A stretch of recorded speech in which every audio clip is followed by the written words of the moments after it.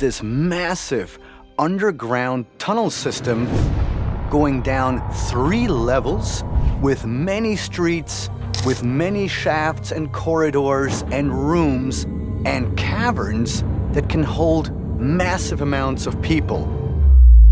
Welcome to Grandeur Decoded, where we uncover the engineering, strategy, and human ambition behind the world's most spectacular achievements. Today, we're descending into the Earth itself to decode a masterpiece that defies logic. Derinkuyu, the deepest ancient underground city ever discovered. Carved almost 300 feet below the surface, this hidden metropolis could house 20,000 people, along with their livestock, food stores, churches, schools, and entire daily life. This isn't a bunker, it's not a cave system, it's a fully engineered city built downward instead of upward, and the deeper you go, the more impossible it feels. From the moment you step into the entrance, nothing prepares you for the scale. Cappadocia's volcanic landscape looks soft and unassuming from above. Rolling hills, odd rock formations, and small stone homes. But the second you descend, you realize you're standing inside an 18-story architectural achievement carved entirely by hand. Half of this system still isn't fully mapped.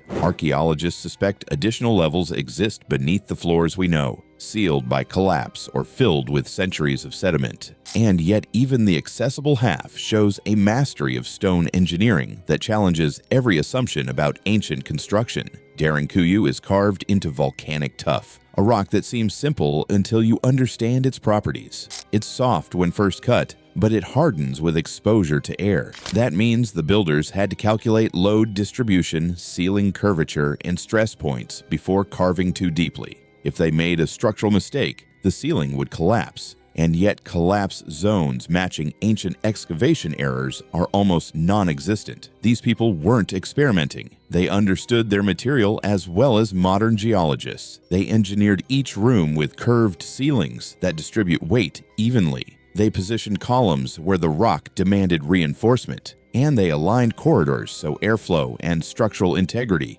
work together instead of against each other. The scale of human life underground is staggering. 20,000 residents means families, children, elders, workers, teachers, and animals all living beneath the earth for weeks or months. And the layout reflects that. Upper levels are wide and bright by underground standards, stables, kitchens, communal spaces. Lower levels tighten shift angles and become more defensible. The deeper you go, the more every inch feels intentional. Some hallways force invaders to crouch. Some staircases narrow just enough to slow a crowd. Everything about the design balances survival, comfort, and defense. The ventilation system alone could be an entire documentary. More than 50 shafts run from the surface through multiple levels, like arteries feeding oxygen into the body of the city. Some drop nearly the full depth of the complex. When you stand directly beneath one, the airflow hits you like a draft from a natural chimney. Engineers today still argue whether these shafts were carved before or after the surrounding chambers.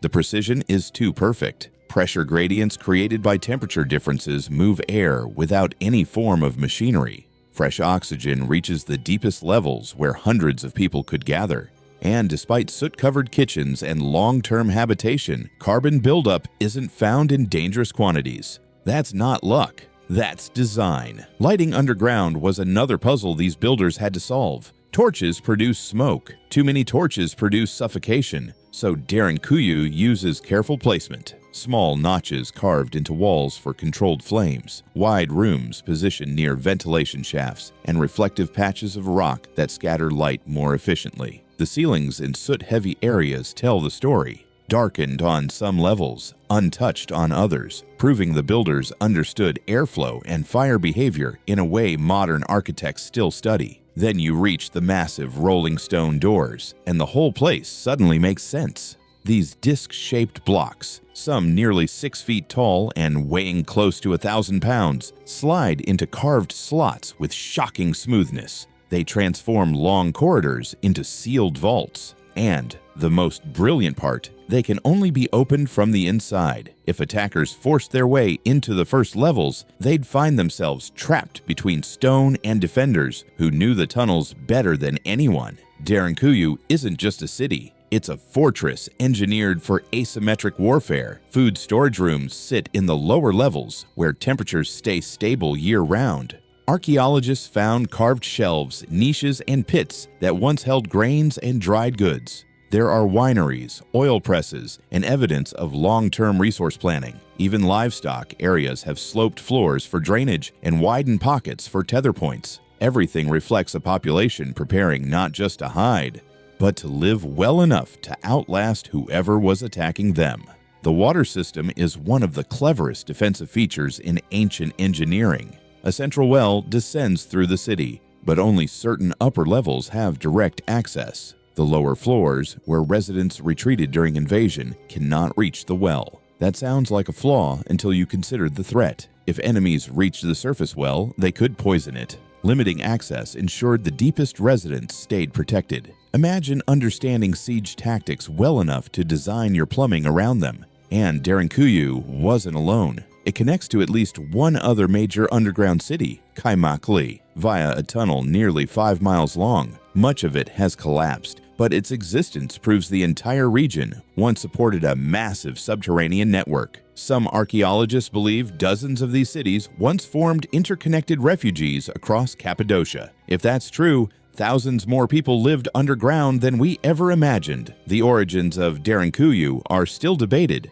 Many scholars credit the Phrygians, an Iron Age civilization from the 8th century BCE, known for their metalworking and rock-cut structures. Others argue for even older origins based on tool marks and early ventilation cues. What we do know is that later Byzantine Christians expanded the city dramatically, carving churches, schools, and safe chambers during centuries of conflict. For them, the underground world wasn't just strategy, it was survival. Arab-Byzantine wars drove entire communities below ground. Mongol invasions sent families fleeing into these tunnels for months at a time. Every expansion of Derinkuyu reflects another chapter of history where people had to disappear to stay alive. And yet, the biggest mystery remains. How was all of this engineered without written plans, diagrams, or formal architectural systems? No blueprints survive, no construction notes, no master layout. But the result is unified, consistent, and structurally brilliant. Some corridors have acoustic quirks that carry whispers far beyond what makes sense. Some larger rooms sit directly beneath thick layers of supporting stone.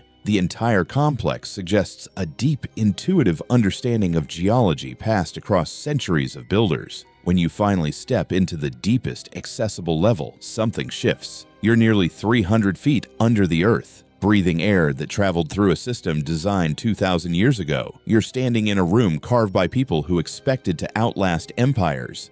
And it hits you. This isn't just an engineering achievement, it's a declaration. They built a city underground because survival required ingenuity, cooperation, and absolute precision. They carved their future into stone, one chamber at a time. Derinkuyu proves that human ingenuity doesn't always reach for the sky. Sometimes the greatest feats of engineering are the ones buried beneath our feet, hidden until someone looks closely enough to understand what they're seeing. And that's why this ancient underground city remains one of the most spectacular achievements in human history, not just for its depth or size, but for the brilliance and determination of the people who made it possible. Thanks for watching Grandeur Decoded. If you want more deep dives into the world's most extraordinary creations, make sure to subscribe, and we'll keep uncovering the stories behind the legends.